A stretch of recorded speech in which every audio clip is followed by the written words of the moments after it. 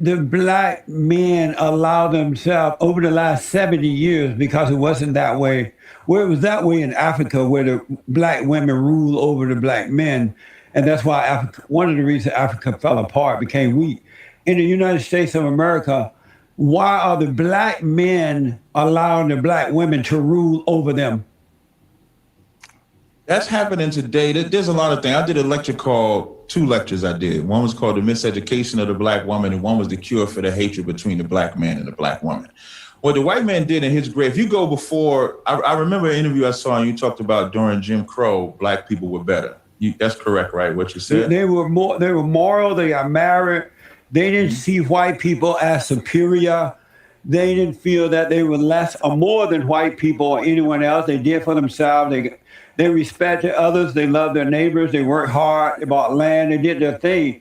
And the black woman was not over the black man. The order of God in Christ, Christ and man, man over woman, and woman over children was in operation then. But when the civil rights movement started, who was a big mistake, that's when the black man turned his life over to the black woman. I wouldn't say now, I actually agree with, I like what you said with the Jim Crow and before then. And it's not so much that we went to the white man. We recognized the white man was the enemy, but we also recognized that black people had their power when they were together. But I mean, when I say together, the black household was together. It was in order, under that same order that you said. God, Christ, man, woman, and child. Right. Under that, when you go before the civil rights, we were the #1 household in America, about to turn the tide over from even the white man of being married. And then, like you said, civil rights came, and civil rights was the detriment. And why was that? Because uppity rich black people became these sellouts, that you would say. And instead of fighting, so during that time of Jim Crow, you had HBCUs. I'm saying HBCUs on purpose because you don't find historical black colleges no more, because we wanted to be integrated. Brown versus Board of Education. We don't have black schools no more because we wanted to be integrated. We don't have our families together no more, because when the white man saw the threat of the black household, he did 2 things that black people gobbled up. The first thing he did was, for black men, was he gave cheap drugs to sell. You didn't have that drug dealing that you had back in the days before the civil rights movement. And then you had that. Then you had with the black woman, he gave that black woman what the serpent gave. But the white man didn't do it. The black civil rights leader, Martin Luther King, Jesse Jackson, and all those so-called leaders of black people did that. You can't blame the white man for that. They were not leading the black people. The so-called civil rights leaders were doing it. Well, you have to give fault. One thing what we do in the ISUBK is tell the truth. But it was the black people did it. Why are you blaming the white folks? If you listen to what I said, I never took nothing away from them them uppity black folks. That's the first thing I said. But that doesn't take away from the fact that the white man came and manipulated that situation. No, what happened was they went to Lyndon B. Johnson at the time, and they said to Lyndon B. Johnson, we need to have the blacks in the Democratic Party. And what we'll do is, if you give us the blacks, the civil rights leaders made an agreement. We'll sell you the blacks into the Democratic Party, and you get in welfare, but we want to be their leaders. And so the so-called black civil rights leader made a deal with the white Democratic Party that they would sell the blacks, but they didn't want blacks to think for themselves and do for themselves. That's the manipulation. And not only that, you got to go before that. Because when you go back to Jim Crow, we established our own cities.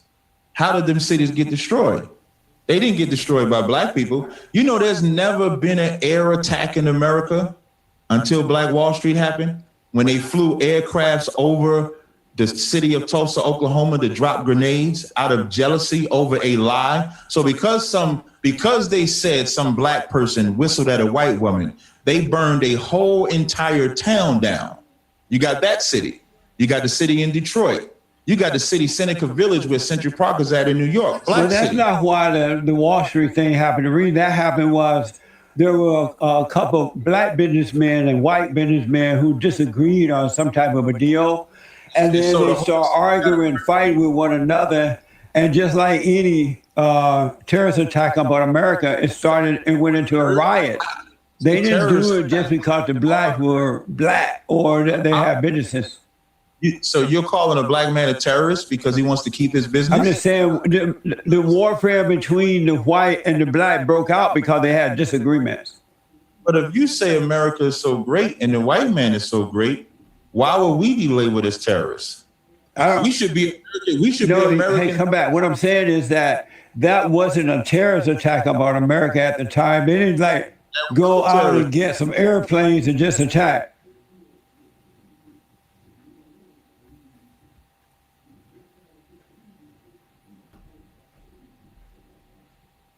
But I want to ask you this. Do you believe human beings are in a fallen state? That's a funny question you asked. But before I answer that question, I just want you to recognize something. You brought up terrorists. You didn't bring up terrorists when I said what the white man did to black people. But when you talked about black people defending their businesses, you did mention terrorists. Right. And that's terrible for a black man to say about black people. Because black people should be able to defend their businesses and their city, and it should not have been burned down over a business disagreement. Right, but then one thing led to another. But black people try to give other black people the impression that, oh, the white man burned down Wall Street because they hated black people, and that wasn't the case. Black people didn't burn down their own city. I know, but it wasn't because it was just black people. When the Dodgers moved from Brooklyn to LA over a disagreement, they didn't burn down New York over that disagreement. They didn't burn down LA over that disagreement. But because a black man and a white man have, as you say, have a disagreement over business, the whole town gets destroyed. Because a riot started. And when you put that level of fear into black people, Dr. Rachel Yehuda, professor of psychiatry at the Ian School of Medicine in Mount Sinai, she did an excellent study based on the Holocaust. Based on the Holocaust and that trauma that they went through with the Germans, they wanted to show or do a study to see how does that pass down to children. And in the study of the Holocaust, what they found is that black people that have suffered from 400 to 500 years of slavery, those traumatic effects have passed down to our children. Don't believe that woman. That woman is dumb. Well, you said you dumb too, so I shouldn't but believe what you was dumber. Never follow a woman, you will suffer. No, you can't say she dumb when you said you dumb too. No, I am, but she's dumber. I won't follow neither one of y'all. Right, you shouldn't. You shouldn't follow no man. I shouldn't follow no man? No man. But any man that follow another man is weak. Wait, no. But we all follow Christ, though. But Christ is not. Christ is a spirit in us. Christ is not a spirit. Yes, Christ is a man first. No, he was a spirit in a male's body. That's a lie. Let me come back to, do you believe that human beings are in a fallen state? I believe blacks, Hispanics, and Native Indians are in a fallen state. The white man that you see today is not in a fallen state, except falling from the greatness that he once enjoyed at the hands of slaves. But the white people are not in a fallen state. No. But everybody else is in a fallen state. Well, blacks, Hispanics, and Native Indians have been in a fallen state since we've been here in America. And what does it mean to be in a fallen state? The fallen state meaning falling from our identity, falling from understanding who our oppressor is, and having no knowledge of how to get out of that condition. And that's why we fall into presidential elections. Every 4 years, we think this is the great answer to fix us, instead of leaving the elections alone and black people just fixing themselves. We don't need a white handout, an African handout, an Arab handout. That's not what we do in ISUBK. We fix ourselves. But we've met the atrocities that are committed against us by other nations, not just like the white man. Okay, you hear us talk about the white man a lot because he's the major issue, so to speak. But Africans are issues for us too. Arabs are issues for us too. So we teach blacks, Hispanics, and Native Indians to be self-sufficient outside of depending on other races to fix us. Why do you include Hispanics? Hispanics don't even like black people at all, and they don't want to be a part of your group. Why do the blacks say black and brown, black Hispanics and others, when no one really like black people? Especially nowadays, they like them less because they've been so radical and violent and immoral and destructive. why are you people involved in the Hispanic? They don't like y'all. And they Well, don't want to Hispanic- be a part of it. I got you. The Hispanics are also descendants of the 12 tribes But of the nation. I know, but they don't want to be a part of you. When you say black and Hispanic, they don't want the black saying that they're a part of it. Well, you might want to come into our organization. You would have a different opinion of what you just said. And so even that divisiveness that black and brown people had, when you go They through still history, have it, not had. They still have it. when I'm saying had, it's because I'm going to give you, like, there's always a root to everything. So the root of black and brown hatred is because when blacks first came over here to North America as slaves, you know who we teamed up with? Our brown brothers. And you know what the white man in his cunning nature did? He started letting black people have brown slaves. He started letting the Native Indians have black slaves. And it would create a forever animosity between the two of us. Instead of looking at the common enemy who was selling, raping, and killing us all. We just celebrated Thanksgiving last week, everybody in their house eating turkey, which was about the murder of 77 million Native Indians. And black people did it because we were taught that the Native Indians was our enemy. But the one that's been beating our back, taking our kids, seducing us with drugs, with the feminist movement, he's not our enemy. Amazing. So that's the problem. What is that?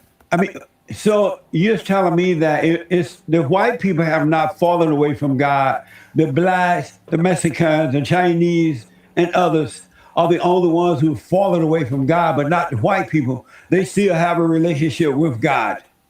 The white man has never believed in God, ever. But you said that only the colored people are in a fallen state, not the white people.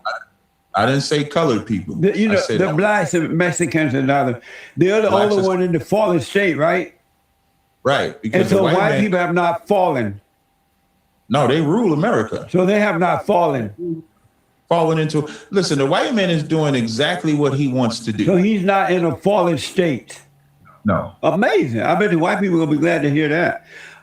If white people are not in a fallen state, why are they so afraid of the blacks? You know why they're afraid of the blacks? Why? Because they're afraid if the blacks come out of that fallen state, then they will be in a fallen state. That's why they're afraid. Listen, the reason why they burned down Wall Street is not for the business crap that you said. Yes, it was. No, it wasn't. I'm going to tell you why. I know that for a fact. No, you don't. I'm going to tell you why. They so-called freed the slaves in the late 1800s.